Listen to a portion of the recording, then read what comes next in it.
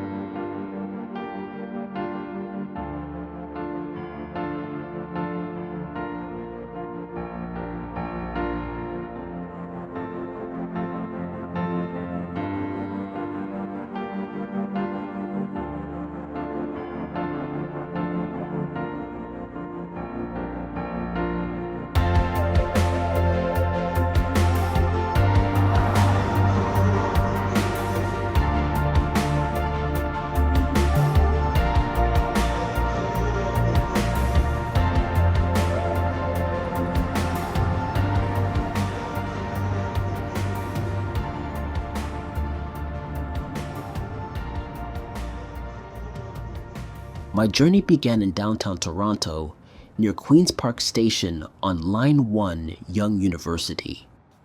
I boarded the subway heading southbound toward Union Station.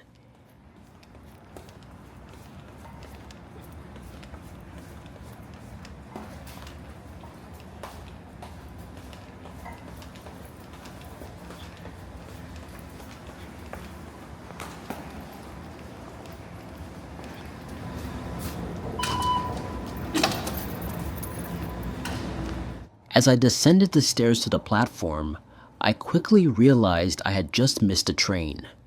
Given that it was the start of the morning rush hour, I was hopeful another train would arrive shortly. I was trying to catch an upcoming Union Pearson Express departure if time allowed. At the time, Queen's Park Station was undergoing renovations, including the installation of new wall panels, ceiling fixtures, lighting, and an upgraded surveillance system, along with general cosmetic improvements. However, in its current state, the station was far from visually appealing. The partially exposed tile walls gave it an unfinished, skeletal appearance.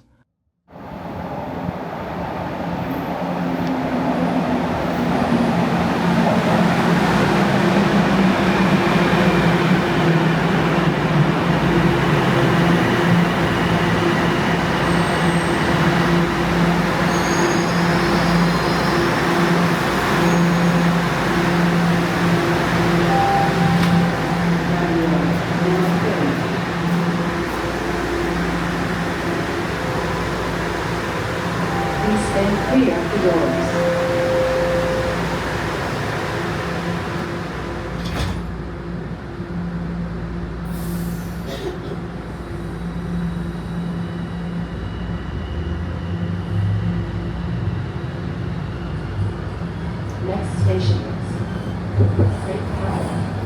St. Paul Station.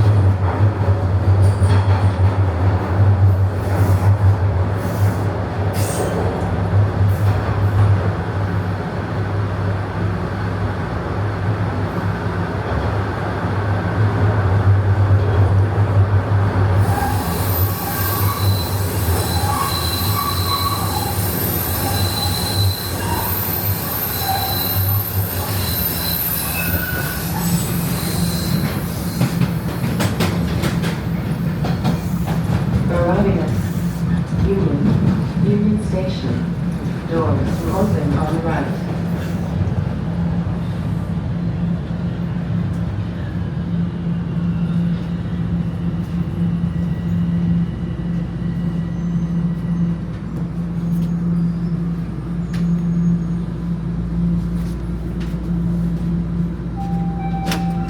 Line 1, North Finch.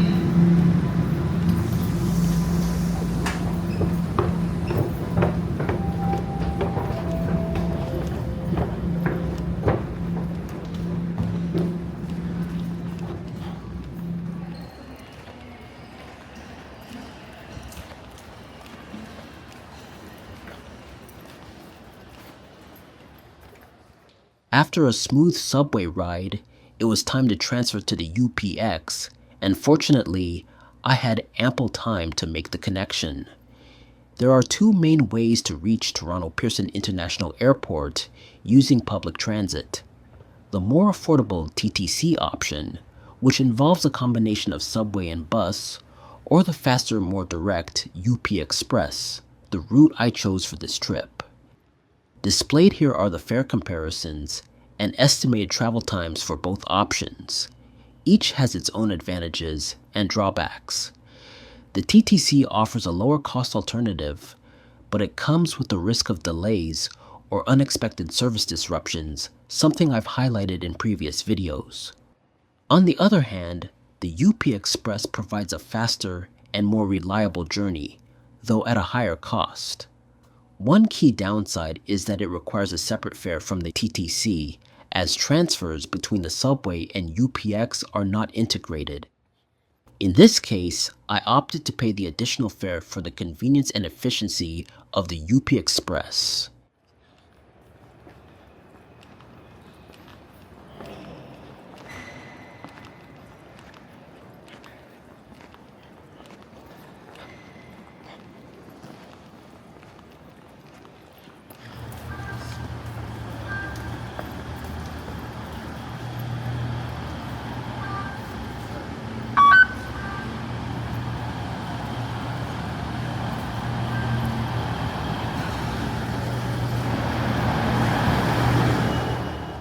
The UP Express trains offer a range of amenities designed for comfort and convenience, including luggage racks, onboard restrooms, information screens, reading lights, and complimentary high-speed Wi-Fi, everything you might need for the 25-minute journey to the airport.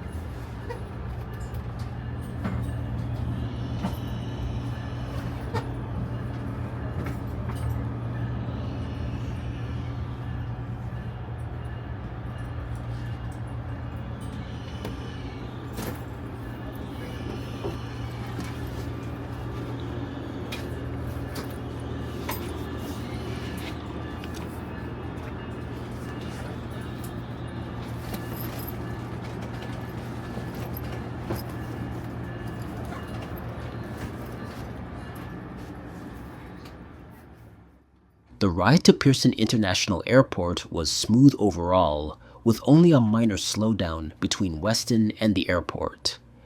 The train terminates at Terminal 1, but since my flight was departing from Terminal 3, I needed to transfer to the Terminal Link train. Unfortunately, as seen here, I had just missed a train and had to wait for the next one. Thankfully, wait times are generally short.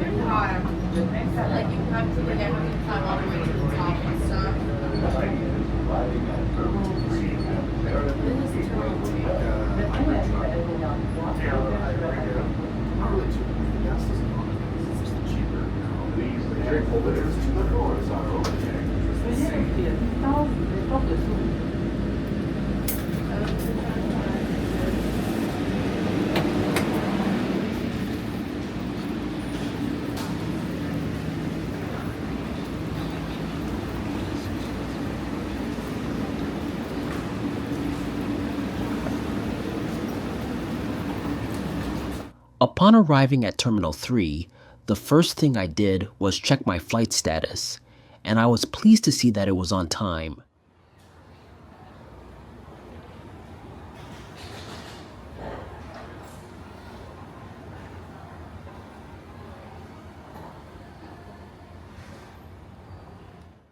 Toronto Pearson International Airport is Canada's largest and busiest airport, serving 46.8 million passengers in 2024. Located in Mississauga, 25 kilometers northwest of downtown Toronto, it's the main airport for the Greater Toronto Area and the Golden Horseshoe region. Named after former Prime Minister and Nobel Peace Prize winner Lester B. Pearson, the airport spans 1,867 hectares and has 5 runways and 2 passenger terminals. As for Terminal 3, it opened in 1991 and, designed by B+H and Scott Associates, covers 178,000 square meters and was once a hub for Canadian Airlines. It now serves most oneworld, all SkyTeam airlines, Air Transat, Flair, WestJet, and most non-alliance carriers, excluding Air North, Emirates, and Etihad. And of course, Porter is served here. It has 3 concourses. Concourse A has US flights with pre-clearance. Concourse B and C has domestic, international, connected airside. In terms of design and atmosphere, Terminal 1 remains my preferred terminal at Toronto Pearson, thanks to its modern and contemporary feel. Terminal 3, while functional and nice to look at, shows its age in certain areas, with elements that reflect its 1990s origins. With my boarding pass in hand, I was ready to proceed through security and continue with my journey.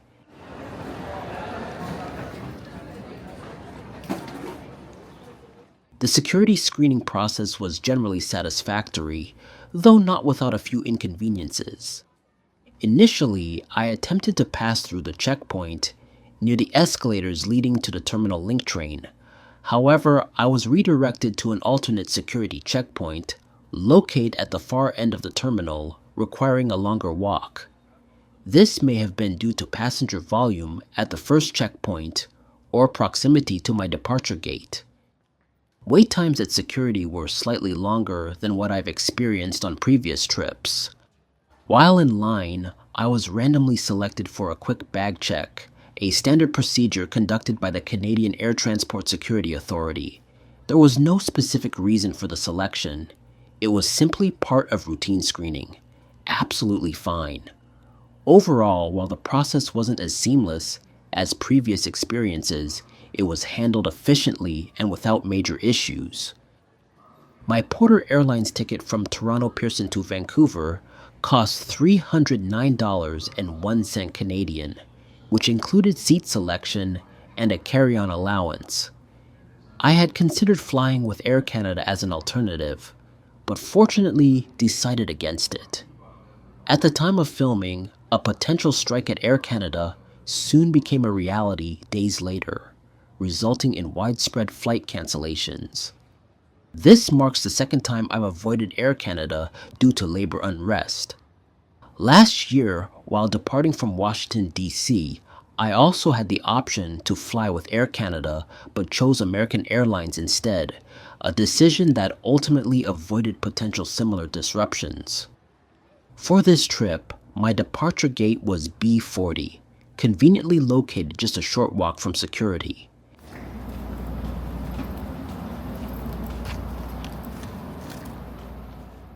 Boarding proceeded smoothly and without delays. Priority was first given to passengers traveling with small children, followed by those seated in Porter Reserve. Next, boarding continued from the rear of the aircraft, beginning with passengers in row 21 through to the last row. As I was seated in row 20, I found myself in the final boarding group. This staggered approach was likely intended to reduce congestion during boarding, a common strategy used to streamline the process.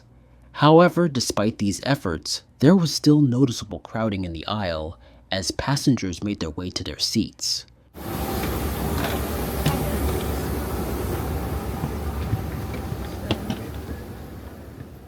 As mentioned earlier, this flight was operated by Porter's Embraer E195E2.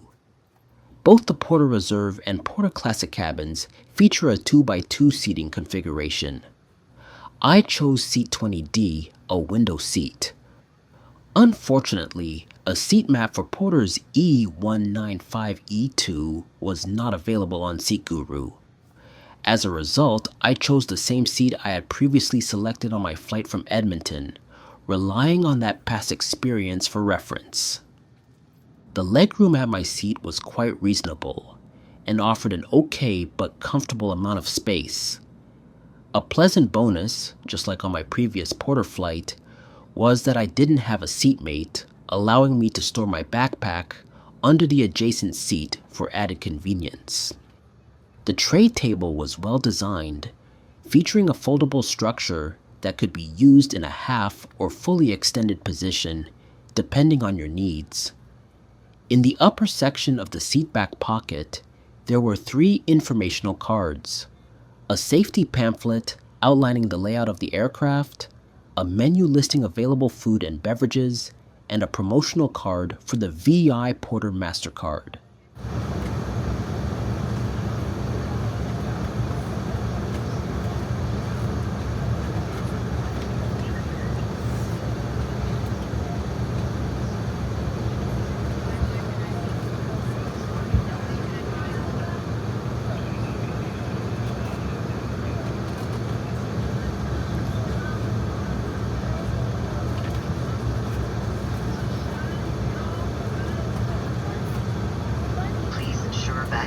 not block aisles or emergency exits, and use caution when opening the overhead bins.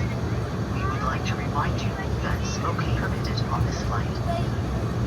Porter Airlines is pleased to offer the use of your smartphones, tablets, and e-readers at all times, from gate to gate. as long as the device...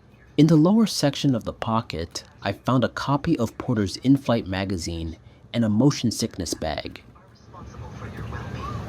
If you have any concerns, please do not hesitate to let one of us know. Thank you. Bienvenue à bord de ce vol Porter. Pour votre sécurité, veuillez ranger vos bagages à main dans le compartiment au-dessus de vous ou sous le siège devant vous.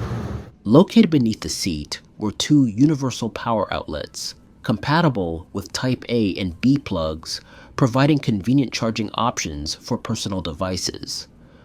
On the side of the seat, a small hook was available for hanging items such as headphones or a light bag.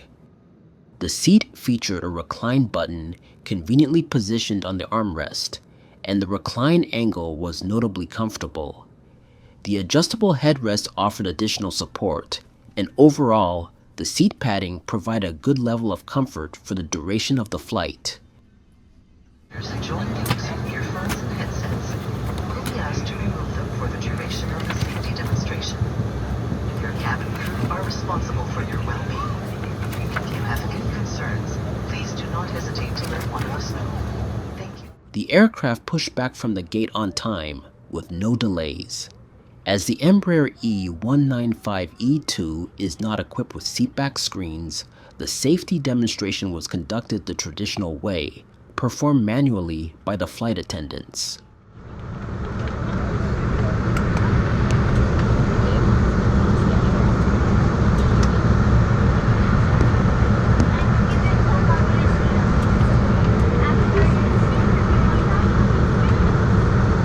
Passengers wearing headsets are kindly asked to remove them for the duration of this demonstration.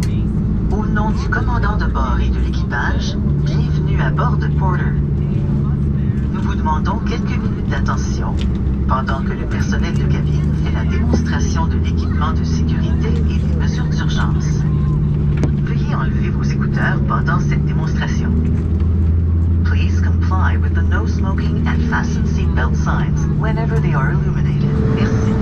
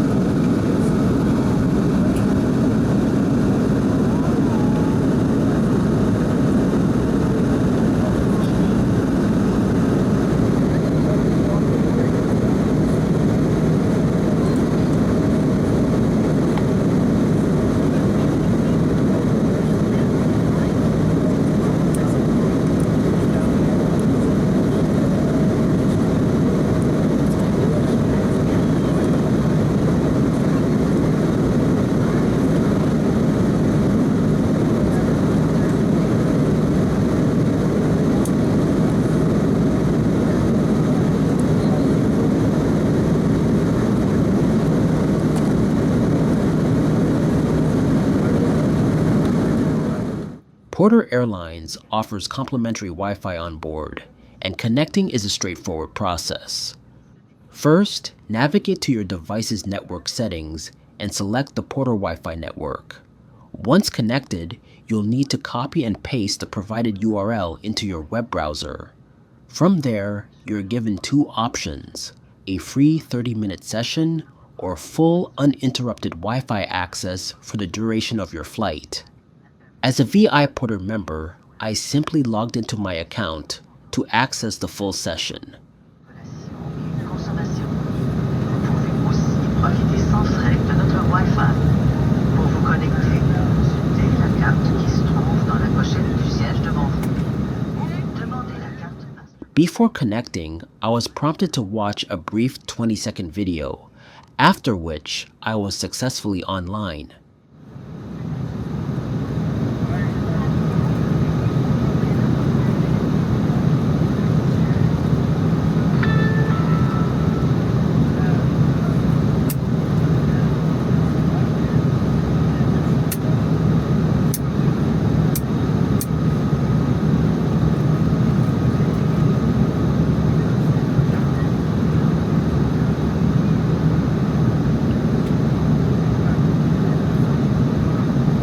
The first app I launched was Flight Radar 24, which allowed me to track our flight in real time, a useful tool considering Porter does not offer a built-in in-flight map.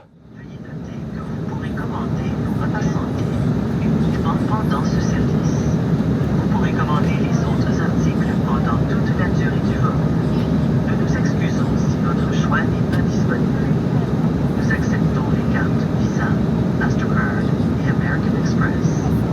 Notre service de collation et consommation gratuite suivra peu après. Merci. While it's technically possible to stream content such as YouTube videos, the quality was limited. I was only able to stream at 360p, and even then, occasional buffering occurred. As for in-flight entertainment, surprisingly, there was none.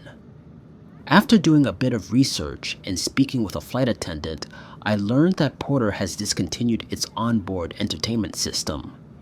This was a notable change from my previous Porter flight last year, which still featured movies and TV shows. That said, I didn't consider it a major loss. On my flight from Edmonton, my main critique of the entertainment system was its selection of R-rated movies, which were edited for TV rather than shown in their original form. It seems Porter may have made the decision under the assumption that passengers would prefer to use their own streaming services or personal devices, an approach I didn't mind. Personally, I'd rather watch content I've already downloaded than rely on limited onboard offerings.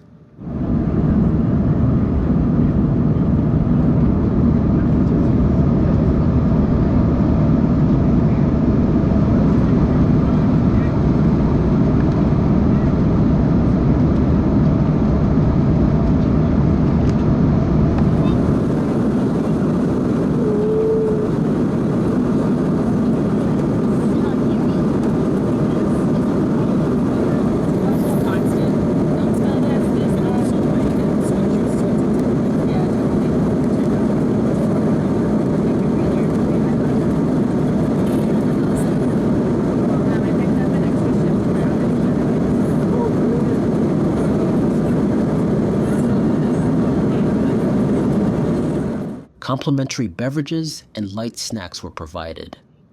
I opted for a cookie and a cup of Coke with ice.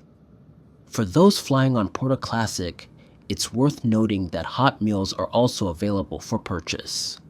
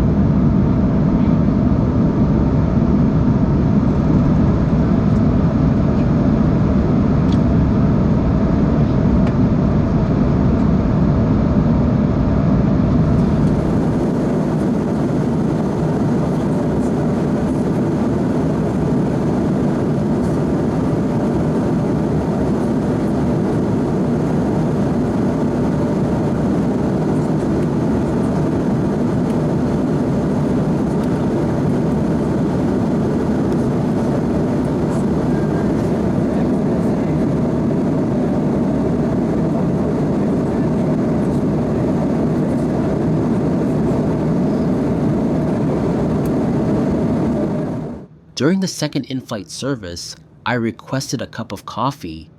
In addition, I brought and consumed a homemade sandwich as my meal.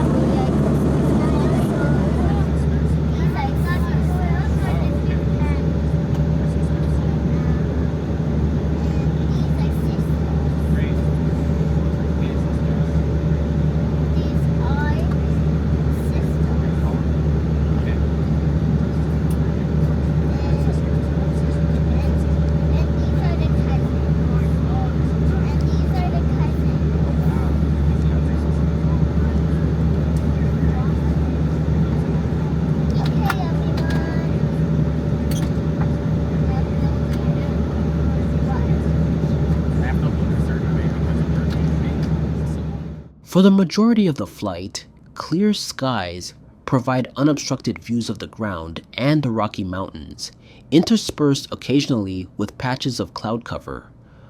Overall, the journey offered quite scenic and picturesque views.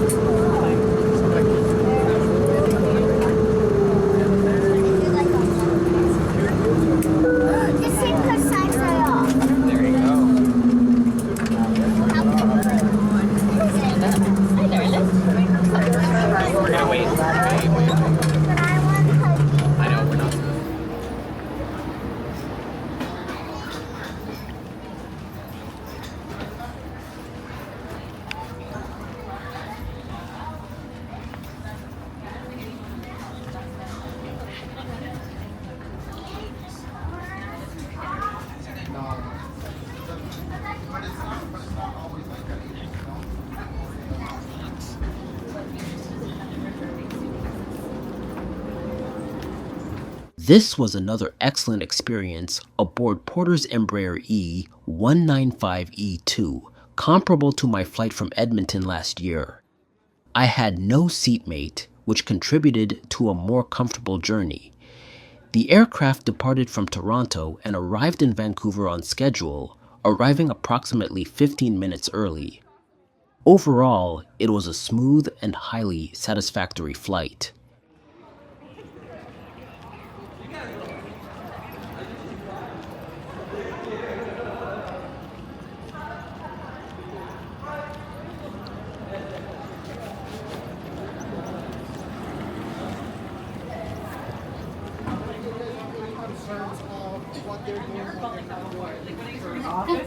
Do you know why? Because when we were cut. Okay.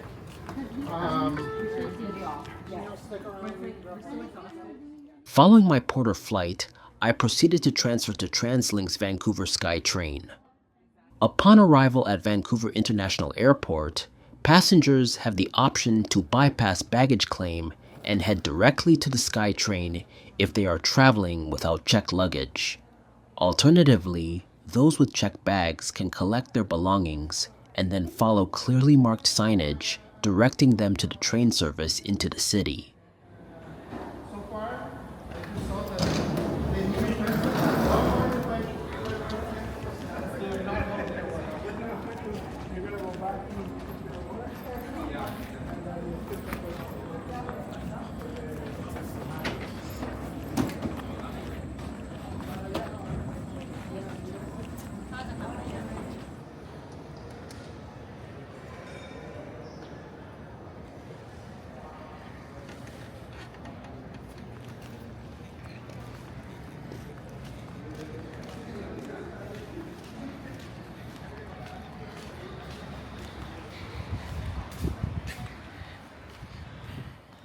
Taking the escalator and crossing the bridge from the airport building, I was finally at the YVR Airport SkyTrain station.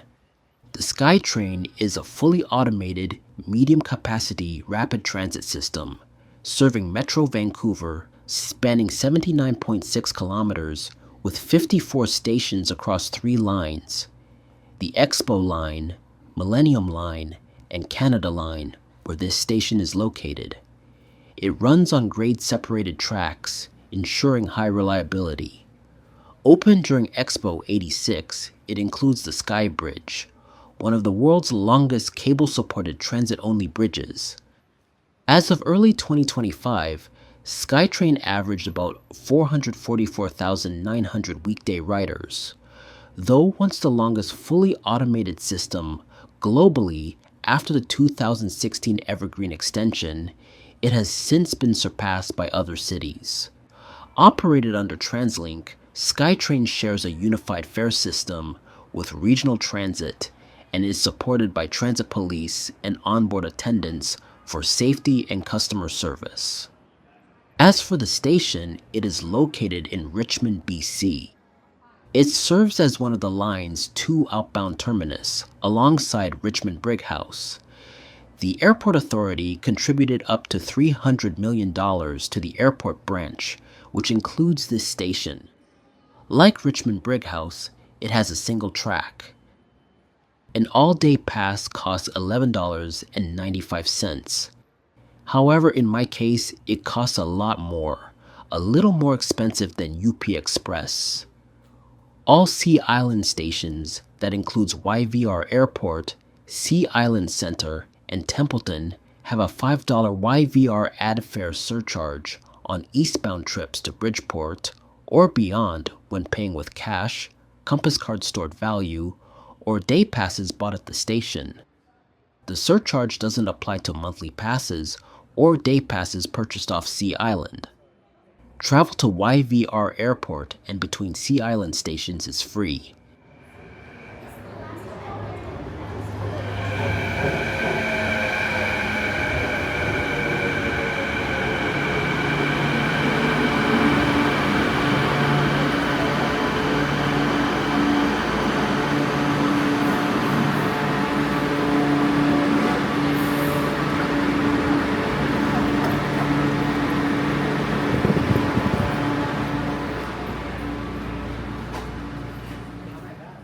The Canada Line trains, built by Hyundai Rotem in South Korea, use conventional electric motors and are incompatible with other SkyTrain lines, which use linear induction motors. The 32 two-car trains, operated by Celltrack Automation, can reach speeds of up to 90 kilometers per hour.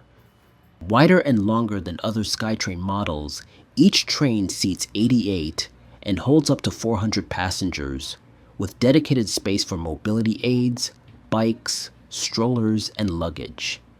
Capacity can be increased by adding more trains or expanding to 3-car sets. The line opened in 2009 with 20 trains. 12 more were added by 2020. And of course, as with the entire SkyTrain fleet, the Canada Line trains offer a front-facing view through the operator's cab, a unique and engaging feature appreciated by many passengers. My final destination was Waterfront Station, the line's terminus, located in the heart of downtown Vancouver. مثل شما که شیمی خوندید، فیزیک خوندید، محاسبات خوندید، این شماره ها رو میخوام بزنید جلوش، اون شماره رو بدید کاملا جوابش فقط همین جناب اگر بتونه شماره هایی که This train is for Waterfront. ایمانی که داره امنیتی که پشت این ایمانه هست ببینید الانش شما ما دیگه اگر شما شنیده پسر 18 ساله شما کاری میکنه توی جامعه توی مسئولیت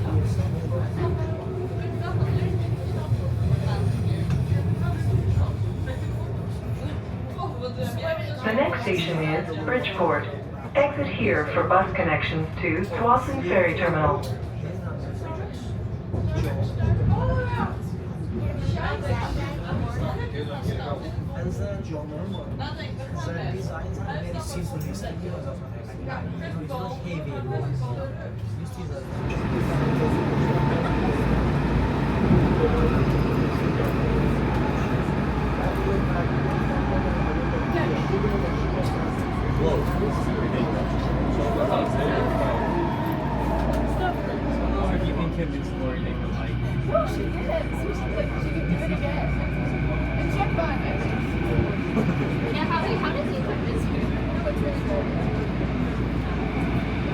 This train is for Waterfront.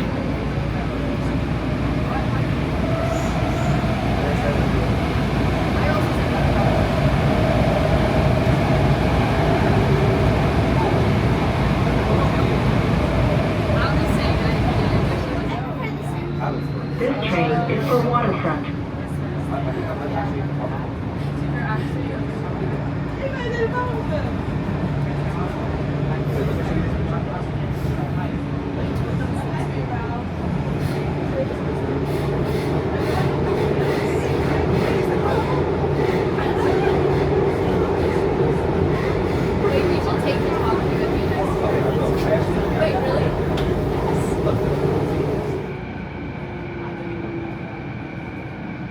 The next station is Terminus Station, Waterfront.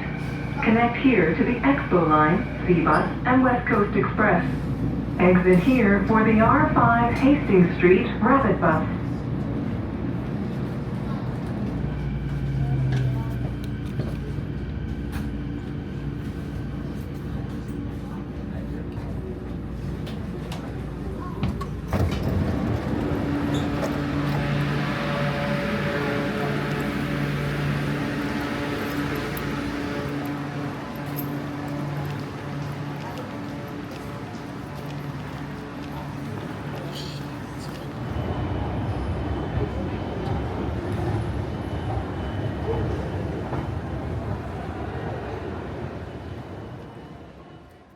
This is Waterfront Station, the terminus of the Canada Line.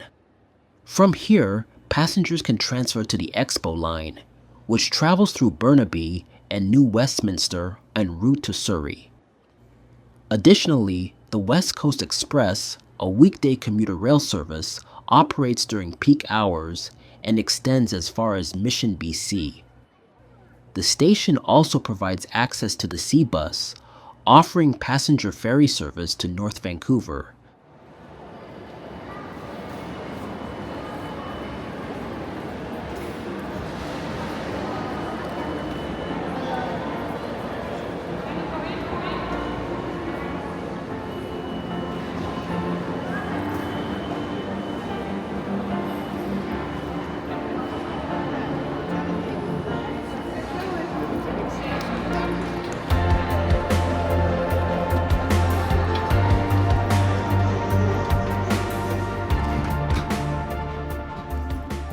And so, the journey concludes, spanning nearly 9 hours from Toronto to Vancouver. It was an overall smooth and enjoyable experience, with all transit connections operating without disruption and the flight running precisely on schedule. With my arrival complete, I plan to spend the next few days exploring the city. Aided by the favorable weather conditions throughout most of my stay,